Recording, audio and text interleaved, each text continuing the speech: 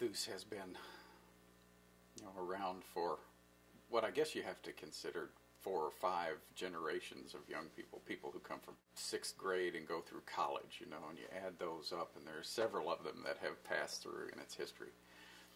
And Ichthus at its beginning was, a couple of guys with guitars and a speaker or two, and it was different for its time because it brought Christianity and contemporary music, at that time more of a folk music sort of sound, together, which I guess for its time was radical.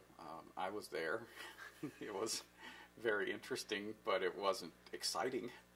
And Ichthus was kind of a petri dish, a kind of cultivating place for contemporary Christian artists to begin to experiment with whether or not they could make a living at this, I think is the safe way to say it. Christian music was built on these messengers, guys like Larry Norman and Keith Green and Rich Mullins, and there's just, I can name a whole list of those guys. Ichthus is, in some senses, a party, and that's what a festival is supposed to be. And even though I think we need to have contemplative parts of our lives and a very sober, especially in the days that we live in, a very sober approach to how we spend our time and money and our relational energy, there's still this thing that has to happen in us where we celebrate what it is that God has done for us and for past generations.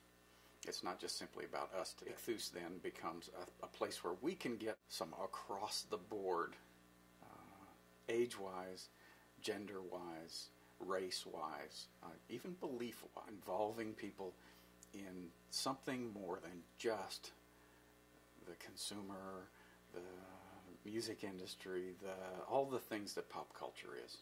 We want to move away from pop culture only as far as it serves to prove the difference between this kingdom and the heavenly kingdom.